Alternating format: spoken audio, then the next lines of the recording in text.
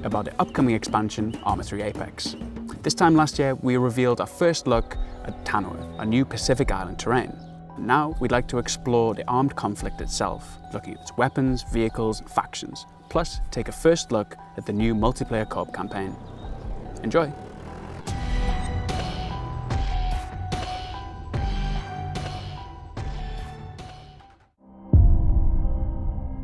Let's start about Tanoa first. Tanoa is a Pacific archipelago that consists of over 100 square kilometers of landmass.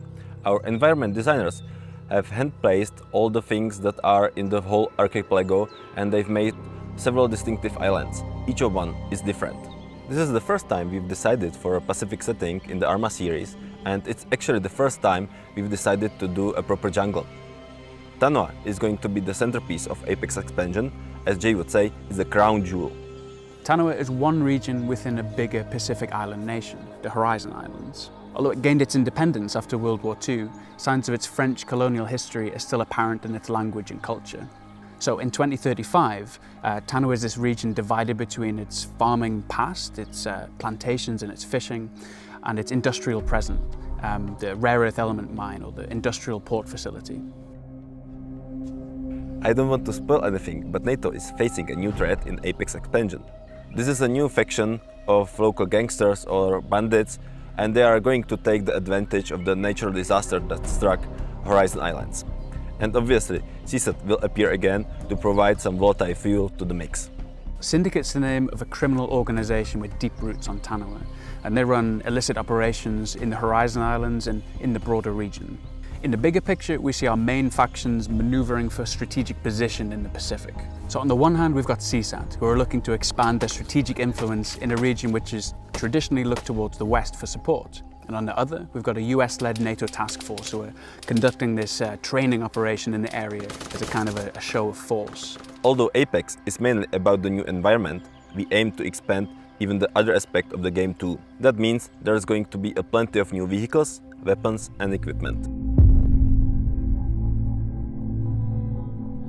We think about the weapons in Apex as an interesting mix of old meets new. So our setting sees our paramilitary criminal faction armed with some pretty classic weapons, things that we know our community have been looking forward to see in Arma for a while. But then we have our main factions and their special forces. And these guys, they deploy with the state-of-the-art, cutting-edge equipment and gear. Syndicate basically consists of local inhabitants who have gone rogue. This faction uses some old but reliable weapons our players know the best, like AKs, RPGs and stuff like that.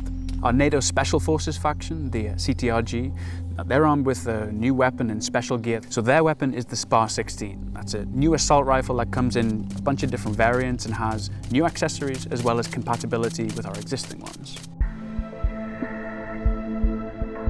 I hope I won't spoil anything if I mention that the new weapon of CSAT is of Chinese origin. The new lightweight CAR-95 is a Pacific replacement of Katiba, and it uses small caliber, high velocity bullets. And it comes in all variants, including the drum magazine light support weapon. And there are a few uniforms and weapons that we are not revealing yet, as we want them to be a surprise for the players who are going to play the co-op campaign. Of course, we already have a pool of weapons and vehicles and characters which we really want to keep relevant for Tanoa. To achieve that, we've created some new camouflage patterns for NATO and CSAT, which are suited to the local environment.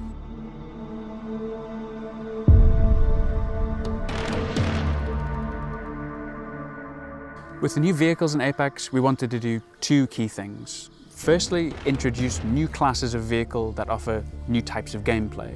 And secondly, look to vehicles that kind of make sense within a Pacific Island setting. This includes things that we've already revealed, like the civilian propeller plane or the water scooter, but it also extends to our military hardware, the VTOLs or the light strike vehicles, or LSVs. The first thing we do when we are adding something to the game is the research. Then we take a look on the real battlefield, because real militaries are spending billions and we want to get inspired by something that's real. Then we make a concept art, which is based both on the research and on our creative design. After that, it's all in the pipelines. We are creating the model, texturing it, making the configuration, adding sounds and animations. During all of these phases, there's a lot of place for feedback, being it both from inside of the team and from our military consultants and technical consultants. And I shouldn't forget about the valuable feedback from both our internal QA and the community. In terms of our VTOLs, we have one each for NATO and CSAT, both of which come in transport and gunship variants.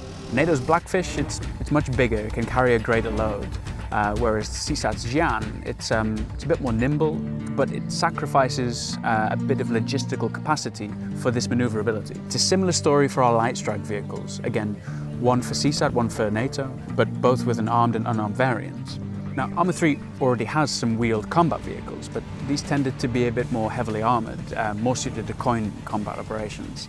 But with the light strike vehicles, they're a bit faster, more manoeuvrable, maybe a bit more fun to play with. And even for passengers, there are more firing from vehicle positions, so even in transit, everyone has something to do. Speaking of assets, both NATO and CSAT are going to get a new armed drone, which is going to be different from the current ones. While CSAT gets a lighter counterpart to Ababil, NATO gets a new helicopter drone. Tanoa has a lot of dirt roads, and that's why we decided to add MB 4V drive. It's a new all-terrain jeep, which is able to climb even the steep inclines of the volcano. Some of you have spotted that off-road before, and the same goes for the famous Airhip, which is the inflatable boat with the solid deck. Like the weapons and uniforms, we have even repainted several arma-free vehicles to a new camouflage to better fit the Pacific setting and blend into the jungle.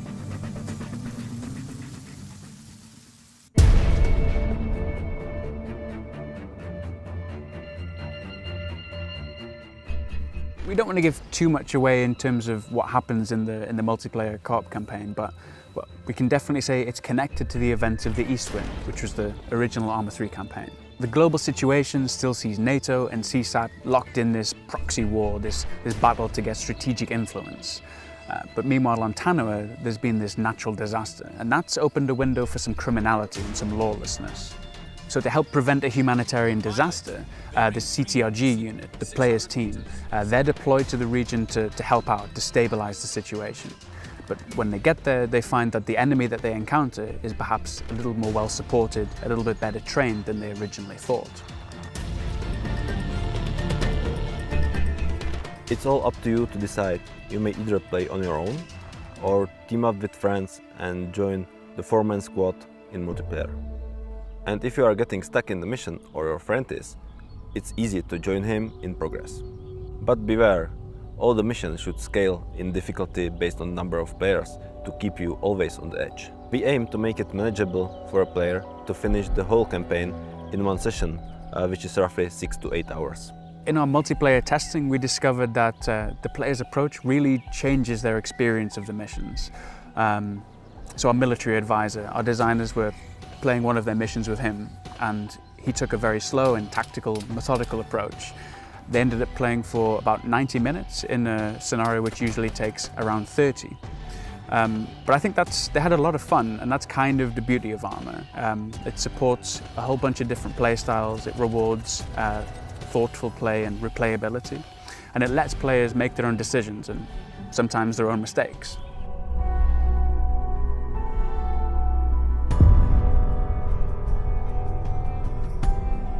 We've been talking all the time about the creations on our side, but it's just one part of Arma 3. Our community of content creators has quite a lot to look forward to as well.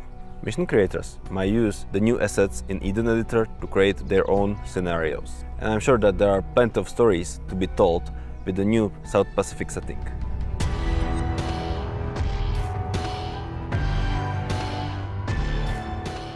We've kind of been working towards Apex for quite a while now. I mean, really our development started in 2014 with Zeus and with Bootcamp.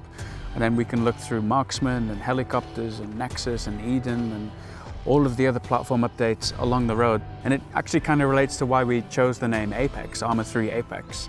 We really do see it as like the pinnacle point of our development over the last 3 years. So many interesting new gameplay features and platform updates have contributed to what this is going to be, the best release of an Arma game that we've ever seen. For us, Arma 3 is both the game and the platform. And even after Apex, Arma 3 still has a long future ahead.